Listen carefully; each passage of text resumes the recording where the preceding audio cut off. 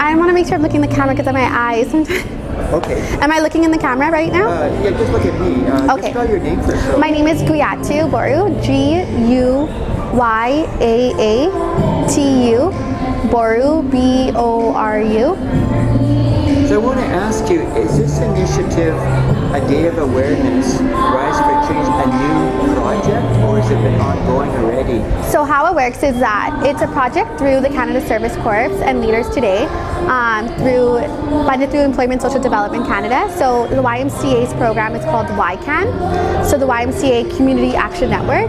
And so what I did is I partnered in with two organizations. So one was Spence Neighborhood Association, and I was working with some of their youth and their youth programming, as well as I partnered in with the YMCA's mental health, their wellness program, working with youth, newcomer and refugee youth with currently who are permanent residents, and we are working with them on this initiative and a project. So originally it was two separate projects, and I found that two projects had the same common interest in destigmatizing drug awareness and drug abuse and mental health.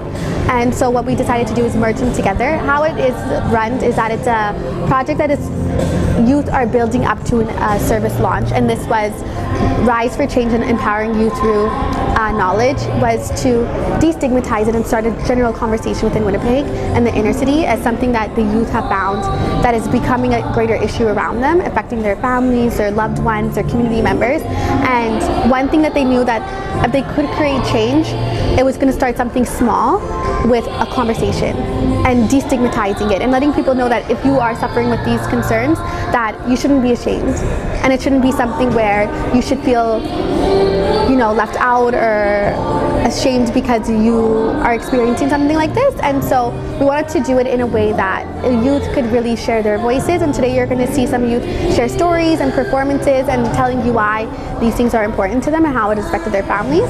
And they wanted to do it in a way that people can hear it from their voices and not be something that you would regularly go to, where you would go to a mental health seminar or have it be very category or dialogue based. So this was nice to see them take initiative on their own tactic. And then we had some organizations like MATC and Clinic and Norwest reach out and give us some supplies and information so people could take home and take it away with them and start that conversation at home as well. And I think the goal for the youth today was they know that they couldn't change mental health and drug abuse awareness and destigmatize it in one day, but if they felt as if they can leave, at least have 2 to 3 youth walk away, or community members today, feeling a little bit more aware and feeling that it's okay if they're going through these things and there's resources out there, and that they are starting a conversation, and that was their first step. And then they wanted to have a hashtag movement to get it trending and getting more global awareness on it. And the projects will continue through the other outlets, through Spence Neighborhood if they choose, and through YMCA, and taking it global as part of the Canada Service Corps. Their role in this all is to support the funding after. So once the project ends with the first time round of funding through me, they can write for their plea again to get funding to continue this project going, and taking it global will give them installments every month as long as they're still interested in it, as long as they want to impact the community in a positive way. And I also see that you have various high schools in the city participating, not just university students. Yeah, so we ran it through the University of Winnipeg to have something impact the greater community in the inner city, that where the youth were all their hub for hanging out was. And we found with both sides of communities and both organizations, all the youth felt more safe at the University of Winnipeg, so we decided to host it here as a neutral ground for people to come to. And majority of the youth are in high school, and the age usually right now is between 16 and 19 years old, that are showing such interest in this cause because it's affecting them, not just them, their families and their loved ones, which plays a big role in their everyday lives. And so do you expect this kind of an event to continue in the new year? Absolutely. I think with the interest of the youth that they have right now and the passion that they have, this is something that's going to be a project hopefully that continues monthly or every quarterly, but definitely more than annually. And how did you promote this event? Because did you promote it across Winnipeg or Manitoba? Could anybody participate in this event? See, the event is for everyone, and that was the thing, that the youth are being very strategic on their flyer invitation that they were using. They didn't want to put mental health or drug abuse on the flyer, strictly that they found that if it had it on it, that the audience that they were directing it towards, people who may be facing this, would be a little bit more hesitant into attending.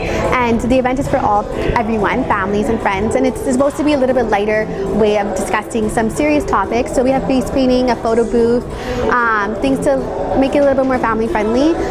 The way that they were promoting it, because it's youth led, they were using social media as their platform and going into high schools and their homerooms and university students that are here, promoting in their classrooms and educating people, and they're going to other organizations that they're familiar with and other organizations they're not. So earlier we had Rob Canoe come in earlier and do a little piece on how this impacted his life and how it impacts other Canadians and Winnipeggers, and that he's proud that they are sharing their story and making a cause come to life.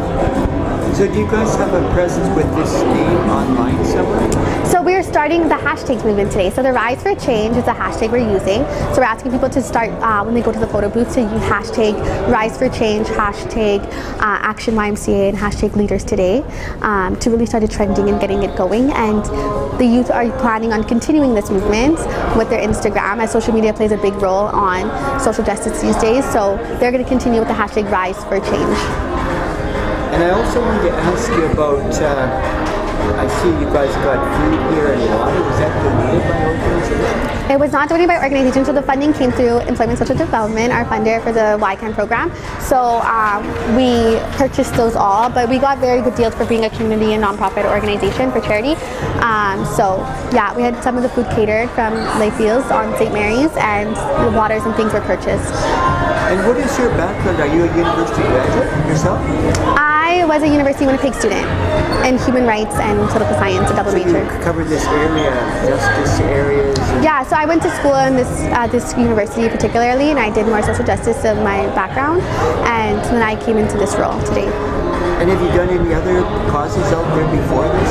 I did a cause more relating to human trafficking before, which was a big thing, and not just how it happens internationally, how it even happens locally in Winnipeg. Well, thank you very much for talking with us. Thank you. Thank you. I appreciate it. Thank you for coming.